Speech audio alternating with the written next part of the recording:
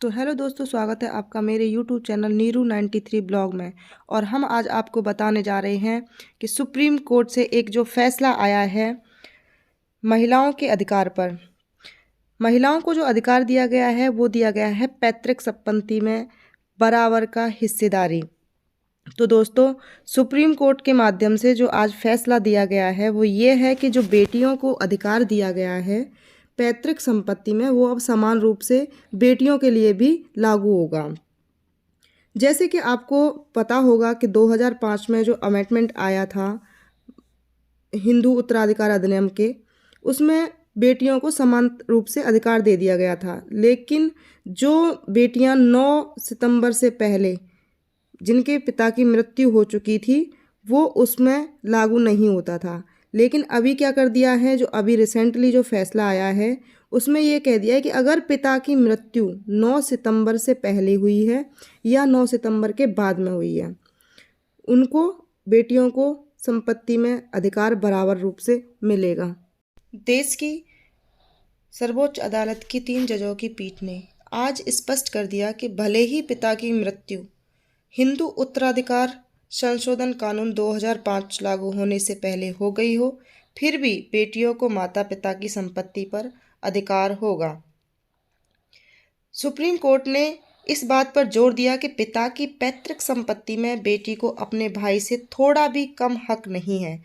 उसने कहा कि अगर बेटी की मृत्यु भी 9 सितंबर 2005 से पहले हो जाए तो भी पिता की पैतृक संपत्ति में उसका हक बना रहता है। इसका मतलब यह है कि अगर बेटी के बच्चे चाहे कि वो अपनी माँ के पिता के नाना की पैतृक संपत्ति में हिस्सेदारी लेंगे तो इसका दावा कर सकते हैं, अपनी माँ के अधिकार के तौर पर नाना की पैतृक संपत्ति में भी हिस्सेदारी मिलेगी। यहीं सुप्रीम कोर्ट ने कहा है कि देश में 9 सितंबर 2005 से हिंदू उत्तराधिकार संशोधन कानून 2005 लागू हुआ है। इसका मतलब है कि अगर पिता की मृत्यु 9 सितंबर 2005 से पहले हो गई है तो भी बेटियों को पैतृक संपत्ति पर अधिकार होगा। जस्टिस अरुण मिश्रा की अगुवाई वाली 3 जजों की बेंच ने यह महत्वपूर्ण फैसला दिया। जस्टिस मिश्रा ने फैसला पढ़ते हुए कहा, बेटियों को बेटों के बराबर अधिकार देना होगा क्योंकि बेटी पूरी जिंदगी दिल के करीब रहती हैं। बेटी आजीवन हमवारिस ही रहेंगी, भले ही पिता जिंदा हो या ना हो। सुप्रीम कोर्ट ने आगे कहा कि जो पहले का नियम था उसमें और अभी के नियम में क्या अंतर है। तो जो पहले का नियम था वो ये था कि हिंदू सेक्शन एक्ट 1956 में साल 2005 में संशोधन करके बेटियों को पैतृक संपत्ति में समान हिस्सा पाने का कानूनी अधिकार दिया गया था। इसके तहत बेटी तभी अपने पिता की संपत्ति में अपनी हिस्सेदारी का दावा कर सकती थी जब पिता 9 सितंबर 2005 को जिंदा रहे हों। अगर पिता की मृत्यु इस तारीख से पहले हो गई हो तो बेटी का पैतृक संपत्ति पर कोई अधिकार नहीं होगा। किंतु अब सुप्रीम कोर्ट ने इस पे फैसला लेते हुए कहा है कि अब सुप्रीम कोर्ट ने इससे बदलते हुए कहा कि पिता की मृत्यु से इसका कोई लेना देना नहीं है। अगर पिता 9 सितंबर 2005 को जिंदा नहीं थे तो भी बेटी को अपनी पैतृक संपत्ति में अधिकार मिलेगा। यानी 9 सितंबर 2005 से पहले पिता की मृत्यु के बावजूद भी बेटी हमवारिस होने का अधिकार नहीं छिनेगा। तो ये हमवारिस क्या होता है? हमवारिस ये होता है कि हमवारिस उत्तराधिकारी वो होते हैं जिनका अपने से पहले की 4 पीढ़ियों की अविभाजित संपत्तियों पर हक होता है। 2005 से पहले हिंदू उत्तराधिकार कानून में बेटियां सिर्फ हिंदू अविभाजित परिवार की सदस्य मानी जाती थी, हमवारिस यानी समान उत्तराधिकारी नहीं। हालांकि बेटी का विवाह हो जाने पर उसे हिंदू अविभाजित परिवार का भी हिस्सा नहीं माना जाता है। 2005 के संशोधन के बाद बेटी को हमवारिस यानी समान उत्तराधिकारी माना गया है। अब बेटी के विवाह से पिता की संपत्ति पर उसके अधिकार में कोई बदलाव नहीं आता है, यानी कि विवाह के बाद भी बेटी का पिता की संपत्ति पर अधिकार बना रहेगा। आगे सुप्रीम कोर्ट ने इसमें अमेंडमेंट के बारे में बताया कि 2005 के संशोधन की जो बड़ी बातें थी, इसके तहत महिलाओं को पैतृक संपत्ति में बेटे के बराबर अधिकार दिया गया और तमाम भेदभावों को खत्म कर दिया गया।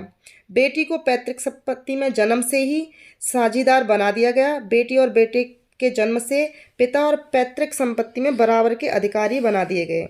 इसके तहत बेटियों को इस बात का भी अधिकार दिया गया कि वह कृषि भूमि का बंटवारा भी करवा सकती है। साथ ही शादी टूटने की स्थिति में भी पिता के घर जाकर बेटे के समान बराबरी का दर्जा पाते हुए रह सकती है, यानी कि पिता के घर में भी उसका उतना ही अधिकार होगा जितना कि बेटे का अधिकार होता है। बेटे और बेटी दोनों को जन्म से ही बराबरी का दर्जा दिया गया है हाल ही के अमेंडमेंट के द्वारा। बेटी, अब इसमें एक आता है कि बेटी कब पैदा हुई और कब नहीं, इससे कोई फर्क नहीं पड़ता है। तो हिंदू उत्तराधिकार संशोधन कानून 2005 कहता है कि कोई फर्क नहीं पड़ता कि बेटी का जन्म सितंबर 2005 से हुआ या बाद में, यानी कि 9 सितंबर से पहले हुआ या बाद में, कोई फर्क नहीं रखता। पिता की संपत्ति में जितना कि उसके भाई यानी कि पिता के बेटे का यानी कि उसके भाई का जितना हक होगा उतना ही बेटी का पैतृक संपत्ति में अपना हिस्सा होगा। इसमें एक चीज़ और आई है कि जो हिंदू लॉ की जो संपत्ति हैं जो 2 भागों में बांटी जाती हैं। तो हिंदू लॉ में संपत्ति को 2 श्रेणियों में बांटा गया है, पैतृक संपत्ति और स्व अर्जित संपत्ति। तो पैतृक संपत्ति में 4 पीढ़ी तक पुरुषों की वैसी अर्जित संपत्तियां आती हैं जिनका कभी बंटवारा नहीं हुआ है। ऐसी संपत्तियों पर संतानों का, चाहे वह बेटा हो या बेटी, 2005 से पहले ऐसी संपत्तियां सिर्फ बेटों के अधिकार में आती थीं, लेकिन संशोधन के बाद ऐसी संपत्तियों का बंटवारा मनमर्जी ढंग से नहीं होता है, यानी वह 2 हिस्सों में होता है। बेटी और बेटे को समान रूप से दिया जाएगा। इसमें एक चीज़ है जो कि अभी भी लागू नहीं होती है, जो बेटियों को, जो कि पिता की संपत्ति है जो स्वयं अर्जित की गई है, यानी कि जो पिता ने स्वयं खरीदी है अपने कमाई से, उस पर बेटी का या बेटे का दोनों का ही अधिकार नहीं है। पिता उसको चाहे जिसको मर्जी चाहे दे सकता है। अब इसमें लास्ट जो आता है, ये जो अमेंडमेंट में जो अभी रिसेंटली जो अब चेंजेस हुए हैं वो ये है कि अगर पिता वसीयत लिखे बिना ही मृत्यु हो जाती है, तो इसमें क्या होगा कि अगर पिता बिना कोई वसीयत बनाए ख़त्म हो जाता है तो उसमें बेटी का और बेटे का दोनों का समान रूप से अधिकार होगा। इसमें एक पॉइंट ये और आया है कि अगर कहते पहले था कि बेटी की शादी हो जाती थी तो बेटी को उसका अधिकार नहीं दिया जाता था कि पिता के यहाँ पर, लेकिन अभी क्या है, जो अभी आया है, अभी जो सुप्रीम कोर्ट ने ये जो फैसला लिया है इसमें ये इस अधिकार को भी हटा दिया है और ये कहा है अगर बेटी की शादी 2005 से पहले हिंदू उत्तराधिकार कानून में बेटियां सिर्फ हिंदू अविवाहित परिवार की सदस्य मानी जाती थी, हमवारिस यानी समान उत्तराधिकारी नहीं।